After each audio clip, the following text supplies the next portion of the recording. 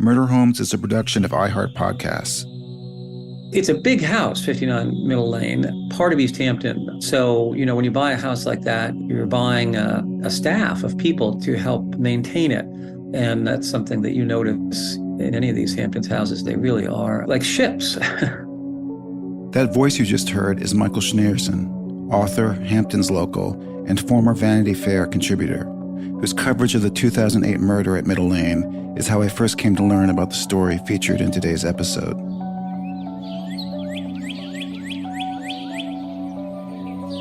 As Michael says, 59 Middle Lane bisects one of the wealthiest sections of East Hampton, with huge homes. You drive past an endless, tall hedgerow, and then suddenly you catch sight of it. A 6-bedroom, manor-style home. It's set deep on 2.2 exquisitely landscaped acres, a half mile from the ultra-exclusive Maidstone Club, and a short drive to the ocean. The house couldn't be more perfectly situated. In fact, it just recently sold for $10.2 million. Out here, among the super wealthy, a homicide is almost unheard of. A typical item in the local newspaper's police blotter might feature a man who tucked a bottle of 18-year-old Macallan under his sweatshirt at Amagansett Wine and Spirits.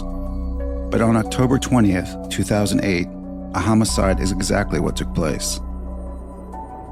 This is Murder Homes. I'm Matt Marinovich.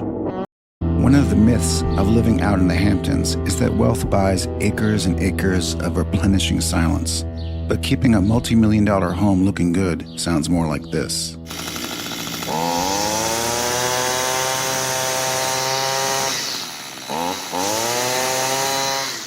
On a beautiful summer day, the wealthiest enclaves are noisier than Runway 13L at JFK. Workers hop out of landscaping trucks like well-oiled SWAT teams. But by early fall, things always start to quiet down, and locals know it's the best time of year to be in the Hamptons. It was during the off-season when Ted Ammon, a 52-year-old investment banker, was speeding down Montauk Highway in his silver Porsche. He had his 2 golden retrievers in the back seat. He was headed to his house on Middle Lane, finally looking forward to some peace. Ted had spent the last year of his life on the verge of resolving a very contentious, expensive divorce from his wife Generosa, and they were finally close to a settlement. But just 2 days later, on October 22, 2001, Ted Ammon's silver Porsche was found in the driveway, and his body was found naked in the master bedroom, bludgeoned to death. Yellow police tape was stretched around the mansion. Barricades were placed at the entrance of the long driveway to fend off camera crews. Suffolk County detectives fanned out and interviewed neighbors, but nobody had seen anything out of the ordinary except for a house guest who was staying at a neighbor's home next door to Ammon. On the night of October 20th, the house guest said he was putting the finishing touches on a watercolor he was painting of the pond behind Ammon's home when he heard 2 cars crunching down the log and gravel driveway of 59 Middle Lane. He didn't think much of it. At night, the lights in Ammon's bedroom remained on, but the neighbor wasn't alarmed by that either. The news rocked the Hamptons, in a town where trimmed hedgerows offered the only protection, especially when home security systems could be so easily disabled. Every millionaire on Middle Lane began to wonder if their home was next. Here's Michael Schneerson again. There had not been a murder, I think, in 350 years, something crazy like that. And that was maybe the only one. It's a very peaceful, idyllic neighborhood of grand homes where everybody feels very safe. So it was really a shock, especially considering the brutality of the circumstances. Ted's business partner had found him. He had grown concerned when Ted missed his morning meeting in Manhattan, and he flew out to East Hampton by helicopter. When he entered the home, he was immediately greeted by Ammon's agitated dogs. He made his way from room to room, calling Ted's name as he climbed up to the 2nd floor. It was there he discovered Ammon's naked body in the master bedroom. Police arrived minutes later and the home was sealed off. A medical examiner would later determine that he had been sadistically tortured with a stun gun before he suffered 30 blows to his head with a blunt object. As news spread, rumors started to swirl. A naked man had been seen running down Middle Lane. Gossip centered on a gay cruising area at 2 Mile Hollow Beach just a short drive away. There were whispers about Ted Ammon being a closet homosexual. Maybe he'd engaged in some rough sex with a stranger, and things had gone out of hand. But this rumor was quickly dispelled when police confirmed that the naked man had been seen around 11 a.m. on Friday, October 18th, when Ted Ammon was still in Manhattan. Soon suspicion fell on anyone who knew the passcode to the home's security system. The home's high-tech 9-camera security system had been turned off before the crime. When police arrived on the scene, they found no evidence of a burglary or break-in, just a trail of blood leading up the stairs to the bedroom. So, whoever had killed Ted Ammon had known him. The only two people without alibis were his soon-to-be ex-wife Generosa, who stood to gain a lot financially from his sudden death, and 38-year-old electrician Daniel Pelosi, who she had hired to work for her at her townhome in Manhattan. We'll learn all about them and what the detectives discovered after a short break.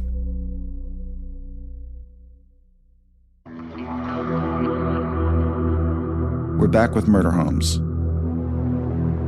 With 6 homes, 5 cars, and millions in assets, you'd think Ted Ammon would be a happy man, but his wife Generosa was making him miserable. And yet, in the early years, Generosa and Ted's marriage was described as idyllic, despite their very different backgrounds. While Ted had modest beginnings, he grew up in a stable home in New York, did well in college, and then had a meteoric rise at Wall Street, joining the successful firm KKR. He married, but then divorced his wife after 9 years after they were unable to have children. Meanwhile, Generosa was raised by a single mother who had died of brain cancer when she was 10. Both she and her sister were sent to live in abusive foster homes. A few years later, leafing through her mother's old photos in an album, she came across a snapshot of a blonde Italian sailor. On the back was written, Generosa. Putting 2 and 2 together, she realized she was the love child of that sailor and that she'd been named after him. The sole protector left in her life was her sister, who was killed in a hit-and-run accident when Generosa was 17. When Generosa met Ted in 1986, she had made her way to New York and was working as an apartment real estate broker. After Ted had blown off an appointment with her, she called him to give him a piece of her mind. And instead of being turned off by that flash of temper, he was intrigued. Just a few short weeks afterwards, they began dating. We spoke to Joe Fargis, Generosa's writing teacher, about those early years. Joe became good friends with Generosa in the early 90s and was occasionally invited to dine with them. So, how did you meet her? Generosa came to ride at the farm I was at in Southampton in the 80s. And she had a horse, and she knocked on the door and said, "Could I keep my horse with you?" And sure, that was my business. Anyway, Generosa came out and ride for a summer or two with us. Can you tell me a little bit about your impressions of her? My impressions of her was she was a totally normal human being. And then I'm quite aware that life exploded on her after she left us. But she and her husband had meat at dinner a lot. And it was before she adopted some children. And after the children were adopted, I would say she stopped riding. But I can't tell you there's anything abnormal about anything. Normal lady coming out to ride her horse. Can you tell me a few things about just the dinner, anything that stands out? I'm going to tell you, if anything abnormal happened to them, it happened after I met her, when things went off the rails. But I really can't help you out here. She was quite nice. I never saw her explode. I never saw anything happen crazy. What did you think of Ted Ammon? Businessman, nice, young, fit, and they seemed to get along well at that time. Okay. We all had dinner together. It was a normal time. It wasn't one of those dinners you walk out of and you think that something was... No, not at all. You think something was awry? Not at all. Not at all. But according to her staff and friends, the marriage started to collapse after they adopted their beloved children in 1992. Generosa became convinced that Ted had a new girlfriend. She had heard a baseless rumor that filled her with rage. Ted's new love interest had had its child. Here's Michael again. There was some relationship with a woman who is correctly described in the piece as being almost like an antithesis to Generosa, a very well-bred, proper businesswoman, quite successful and also close to people sort of around Ted. I just remember from my reporting feeling pretty sure that Ted, had had a relationship with this woman, but As I recall, friends of the mystery woman strongly denied that there could have been a child in the picture. Despite the rumor of the child having no merit, with the idea planted in her head, Generosa's paranoia and erratic behavior only grew more intense. It's sort of hard to imagine this woman not being a little crazy. There's a point at which she starts telling her children that across the street on the roof of the Metropolitan Museum is a whole sort of disc broadcast setup to keep an eye on them. And Ted had to literally take them across the street and have a museum staffer take them upstairs to convince them that they weren't being spied on by their mother.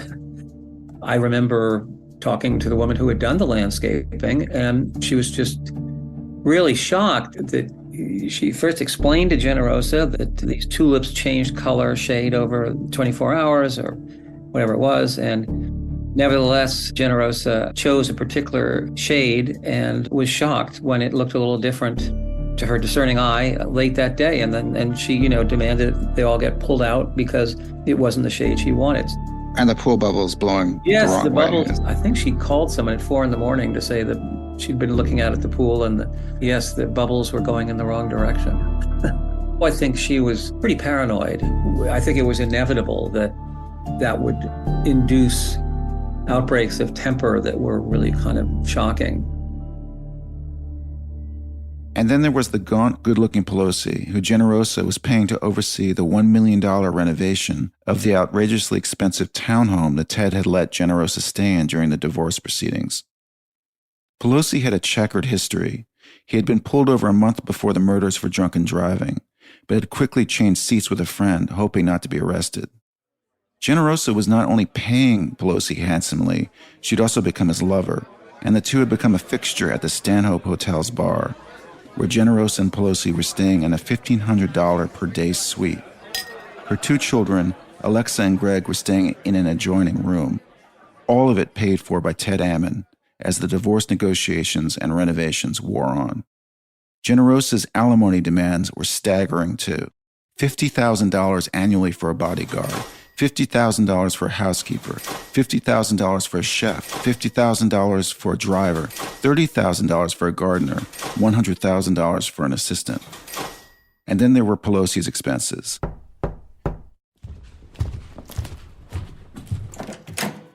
They'd wake up next to each other in the king-size bed at the Stanhope and order a $500 breakfast for them and the servants, then pay a dog walker $50 to walk the dog around the block, so that they could linger over the freshly squeezed orange juice and assortment of danishes. Pelosi was getting used to the high living and Generosa's cash handouts.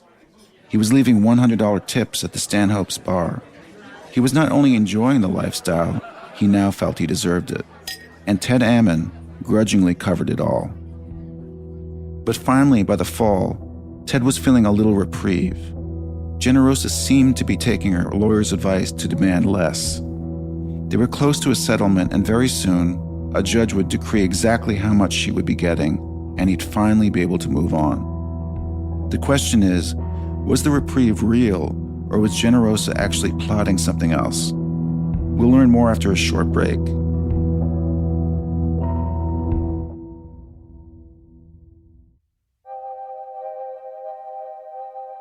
We're back with Murder Homes and the story of the murder of Ted Ammon. Generosa Ammon could be personable and creative, and a loving mother to their 2 adopted children, but she also had a hair-trigger temper when she felt that she was being crossed. She would protect the life she had built from scratch at all costs. Could she have been so angry at her husband near the end of the divorce proceedings that she would mastermind his murder? Or was it all Pelosi's idea? Michael got a look at Daniel Pelosi up close when he was arraigned in court. The evidence is the evidence. And Ted was bludgeoned to death, and Danny Pelosi was more than the obvious suspect. He was really so clearly the murderer, was a sort of swaggering macho guy with a toolkit on his waist. I saw him a couple times. He was, in his own sort of gaunt way, a kind of handsome fellow. Where did you see him? I saw him in a courtroom, actually, very soon after the murder, because he was hauled in just to a local court for a drinking charge. And I sat about 3 feet from him and tried to imagine how this man could have killed somebody. And of course, we didn't know at that time that he very likely had, but it was kind of weird. He was right there. Seeing him in the courtroom, could you picture, did it seem like he was capable of that kind of level of brutality? No, but anyone who saw the body would certainly know he was. I wanted to just go back to something, though, and that is that if several years later, these detectives who kept on the case got a couple local young hoods to acknowledge something really extraordinary, which was that on the night of Ted's murder, they were recruited by Danny, their buddy, to go to the site and not necessarily to kill Ted Ammon, but to sort of terrorize him into giving Generosa a better deal with the divorce. And according to this story, these two guys sat in the car while Danny alone went into 59 Middle Lane.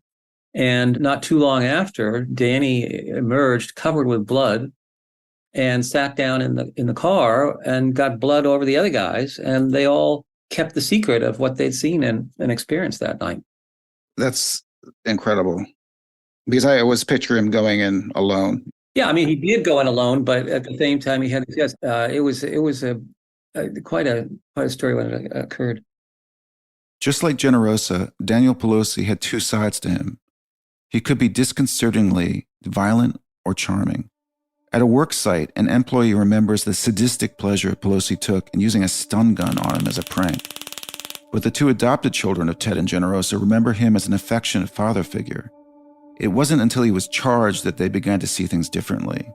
How could the fun-loving father figure they loved be capable of torturing and killing their father?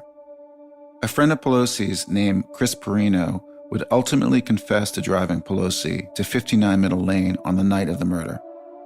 Perino watched him leave the car, stun gun in hand, and thought Pelosi was going to just rough up Ammon.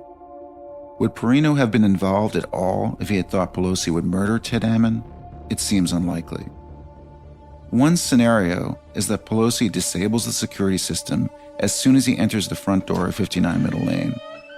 Ted Ammon is sleeping naked in bed and is awakened. He stands up but is confronted by Pelosi as he enters the bedroom. Pelosi raises the stun gun and presses it against Ted's back, where he delivers the first crackling shot. Pelosi tells Ammon he's going to give Generosa whatever she wants. And as Pelosi delivers another shock to the back of Ted's neck, he agrees to everything. So why doesn't Pelosi stop right there? Ted was not known to have a temper. The last thing on earth he would do is take a swing at someone. Most likely, he would have caved into all of Pelosi's demands. So what is it about Ted Ammon, in this pathetic state of vulnerability, that would incite Pelosi to go further, to begin bludgeoning him again and again as he begs for his life? A former cellmate of Pelosi's would later say that Pelosi told him he enjoyed beating Ted as he, quote, cried out like a bitch. So was it about the money? Money was already being divided. Was it jealousy? Generosa was no longer in love with Ted. Or was it simply violence, and how rage always blows away the best laid plans? Add to that the fact that Pelosi walked into that home with a half-baked plan anyway. Surely Generosa wouldn't have been on board with her lover disabling the home security system that only he and a handful of hired help had access to, and then beating Ted to death. He might as well have bludgeoned Ted Ammon to death outside the Ralph Lauren store on Main Street. In the end, it seems like Daniel Pelosi couldn't help himself. Even in prison, he's reported to have problems controlling his anger. He spent a year in solitary for intimidating a witness. He always goes too far. On the night of the murder, Chris Perino nervously waited for Pelosi in the car, listening to the dogs barking inside. They could easily have intimidated Ted Ammon simply by sitting in his driveway at night. But instead, Pelosi exited the home, hunched over, quickly climbing into the driver's seat, his clothes spattered with Ted's blood. He left a trail of it all the way down the stairs. But despite the evidence, it took months for investigators to charge him, and Generosa would refuse to testify against him, and later die of breast cancer in 2003. Here's Michael Schnaderson again. Such a fascinating, almost biblical situation, right? She essentially has her husband killed and then dies of cancer herself. Of course, it's sort of hard to escape the words in your head saying, well, she deserved it. I don't think anybody deserves to die prematurely. As we said earlier, one can sympathize to some extent with her. She did have a tough childhood. She did seem to have real behavioral problems. So her fears, her paranoia that she was being cheated by her husband, that all the money he'd made was being siphoned off into his private accounts and she wasn't getting what she needed. And then she had her lawyer tick off these many, many expenses. And she was doing it with a sense of revenge for what she felt was her poor treatment by the whole Ted Ammon circle of friends and professionals. I think she felt in a way completely alone. It must have been haunting for her to stay in that house for a while. I mean, we know she stayed for a while. And I think in the end, she spent a lot of time in England at that place in Surrey. But wherever she was pretty much alone, except for the kids and, ironically, Danny Pelosi. Right, the famous photograph of them in London in the car.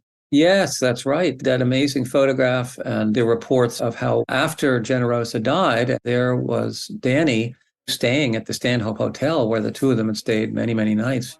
And he would pull up this box of ashes, which were Generosa's ashes, and put them on the bar and go into a weepy state about how terrible it was, unfair that Generosa had died. He was still leaving $100 tips, and Ted Ammon, even from beyond his grave, was still picking up the tab. A couple of years later, in March 2004, Pelosi would be arrested for the murder of Ted Ammon. And after Pelosi's friend, Christopher Perino, admitted that he was waiting in the car for Pelosi at Ammon's house when he saw him covered with blood, Pelosi was convicted in December 2004. Perino served 4 months in jail for helping Pelosi cover up the crime. As for the other men with them that Michael Schneerson alluded to, it doesn't appear that the authorities followed up on it. Meanwhile, to this day, Pelosi remains in prison and maintains his innocence. I have this image of Ted Ammon, good-looking, leaning back in a chair at his office at KKR, when a call is put through. It's Generosa, the real estate agent he blew off, and at first she's giving him a piece of her mind. He smiles as he listens to her. All he has to do is hang up, and two lives continue in different directions. But instead, he asks her on a date. I can imagine them sitting at a swanky Upper East Side restaurant, just beginning to share a few secrets, charming each other. Part of the charm is her mystery, the way she glosses over certain details of her past. But there are no red flags that make him think twice. Besides, isn't the joy of falling in love the act of gradually getting to know someone? I have to say I was shocked. It wasn't the person I knew. All this intrigue and boyfriends and murder, it wasn't the person I knew. Not even slightly. Not even close. And what became of the Middle Lane house, a place where all this murder and anguish took place? In 2017, the home was listed for $12.7 million with Town & Country Real Estate. According to reports, Brown Harris Stevens represented the buyer. After just a couple of months on the market, the home went down to $11.7 million, and then was cut a few months later to $10.9 million. The stigmatized home finally sold for $8 million, at a steep discount. The question is, in today's hot real estate market, would that still hold true? This is Murder Homes. I'm Matt Marinovich. Thanks for listening.